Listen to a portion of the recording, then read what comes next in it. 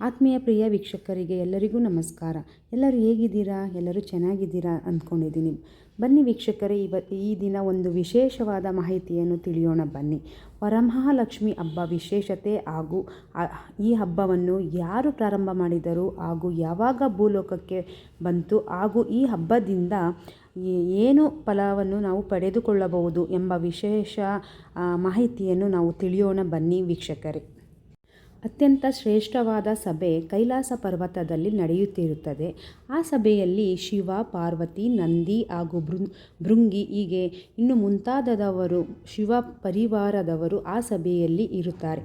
ಪಾರ್ವತಿ ದೇವಿಗೆ ಒಂದು ಆಸೆ ಬರುತ್ತದೆ. ಪರಮೇಶ್ವರನನ್ನು ಕೇಳಬೇಕು ಎಂದು. ಪಾರ್ವತಿ ಕೂಡ ಒಂದು ಹೆಣ್ಣು ಅಲ್ವಾ ವೀಕ್ಷಕರೇ? ಅವಳಿಗೂ ಆಸೆಗಳಿರುತ್ತದೆ ಅಲ್ವಾ ವೀಕ್ಷಕರೇ? ಒಂದು ಮನೆ ಅಭಿವೃದ್ಧಿಯಾಗಬೇಕಾದರೆ ಕಾರಣ ಒಂದು ಹೆಣ್ಣು. ಆ ಹೆಣ್ಣು ಯಾವಾಗಲೂ ನಗುತ್ತಾ ಇದ್ದರೆ, ಚೆನ್ನಾಗಿದ್ದರೆ ಆ ಮನೆ ಯಾವಾಗಲೂ ದಾರಿದ್ರ್ಯದಿಂದ ದೂರವಿರುತ್ತದೆ ಮತ್ತು ಅಭಿವೃದ್ಧಿಯನ್ನು ಪಡೆದುಕೊಳ್ಳುತ್ತದೆ.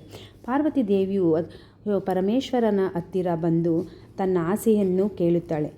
ಪತಿಯೇ, ಅತ್ಯಂತ ಶಕ್ತಿಯುತವಾದ ಮತ್ತು ಮನೆಗೆ ವರವನ್ನು ಕೊಡುವ ಹಾಗೂ ಹೆಣ್ಣಿಗೆ ಸಕಲ ಸೌಭಾಗ್ಯವನ್ನು ಕೊಡುವ, ಮಾಂಗಲ್ಯ ಸೌಭಾಗ್ಯವನ್ನು ಕಾಪಾಡುವ, ಹೀಗೆ ಮನೆಯನ್ನು ರಕ್ಷಣೆ ಮಾಡುವ ವ್ರತ ಇದೆಯೇ ಪರಮೇಶ್ವರ ಎಂದು ಪಾರ್ವತಿ ದೇವಿಯು ಕೇಳುತ್ತಾಳೆ.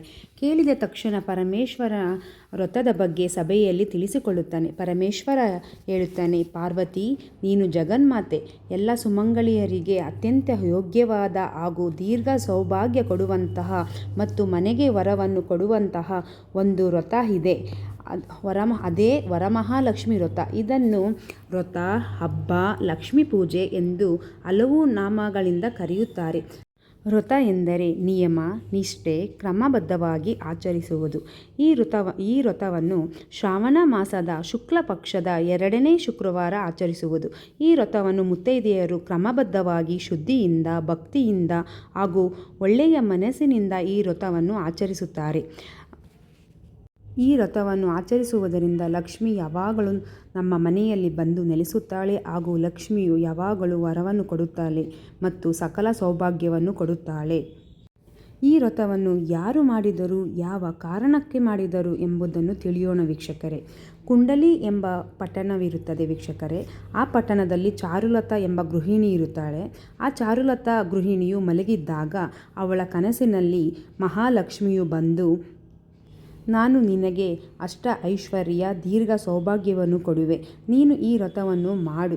ಇದರಿಂದ ಎಲ್ಲ ಹೆಣ್ಣು ಮಕ್ಕಳಿಗೆ ದೀರ್ಘ ಸೌಭಾಗ್ಯವು ತಲುಪುತ್ತದೆ. ಈ ವ್ರತವನ್ನು ಶ್ರಾವಣ ಮಾಸದ 2ನೇ ಶುಕ್ರವಾರದಲ್ಲಿ ಮಾಡು ಎಂದು ಲಕ್ಷ್ಮೀದೇವಿ ಚಾರುಲತೆಯ ಕನಸಿನಲ್ಲಿ ಹೇಳುತ್ತಾಳೆ. ಈ ಕನಸನ್ನು ಕಂಡ ಚಾರುಲತೆಯು ತನ್ನ ತಂದೆ ತಾಯಿ ಹಾಗೂ ತನ್ನ ಅತ್ತೆ ಮಾವಗಳ ಹತ್ತಿರ ಹೇಳುತ್ತಾಳೆ. ಇದು ಕುಂಡಲಿ ಪಟ್ಟಣದಲ್ಲಿ ವಿಷಯವು ಎಲ್ಲ ಪ್ರಜೆಗಳಿಗೂ ತಲುಪುತ್ತದೆ. ಶ್ರಾವಣ ಮಾಸದ 2ನೇ ಶುಕ್ರವಾರ ಎಲ್ಲ ಹೆಣ್ಣು ಮಕ್ಕಳು ವರಮಹಾಲಕ್ಷ್ಮಿ ವ್ರತವನ್ನು ಆಚರಿಸುತ್ತಾರೆ. ಈ ವ್ರತದಿಂದ ಎಲ್ಲ ಹೆಣ್ಣು ಮಕ್ಕಳು ಸಕಲ ಸೌಭಾಗ್ಯ, ಐಶ್ವರ್ಯ ಪಡೆಯುತ್ತಾರೆ. ಈ ವ್ರತದಿಂದ ದೇವಿಯ ಕೃಪೆಗೆ ಪಾತ್ರರಾಗುತ್ತಾರೆ. ಈ ಲಕ್ಷ್ಮೀ ಮಹತ್ವವನ್ನು ಕೇಳಿದ ಎಲ್ಲರಿಗೂ ಲಕ್ಷ್ಮೀದೇವಿ ಸಕಲ ಸೌಭಾಗ್ಯ, ಐಶ್ವರ್ಯ, ನೆಮ್ಮದಿ, ಶಾಂತಿ ಕೊಡಲೆಂದು ಲಕ್ಷ್ಮೀದೇವಿಯ ಹತ್ತಿರ ಪ್ರಾರ್ಥಿಸುತ್ತೇನೆ. ವೀಕ್ಷಕರೇ, ನನಗೆ ಗೊತ್ತಿರುವ ವಿಷಯವನ್ನು ನಿಮ್ಮ ಹತ್ತಿರ ಶೇರ್ ಮಾಡಿಕೊಂಡಿದ್ದೇನೆ. ಏನಾದರೂ ತಪ್ಪಿದ್ದಲ್ಲಿ ಕ್ಷಮಿಸಿ.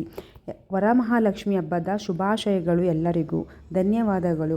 ಈ ವಿಡಿಯೋ ಇಷ್ಟವಾದಲ್ಲಿ ಲೈಕ್ ಮಾಡಿ, ಶೇರ್ ಮಾಡಿ ಹಾಗೂ ನನ್ನ ಚಾನಲನ್ನು ಸಬ್ಸ್ಕ್ರೈಬ್ ಮಾಡಿಕೊಳ್ಳಿ ವೀಕ್ಷಕರೇ. Thank you. ಧನ್ಯವಾದ ವೀಕ್ಷಕರೇ.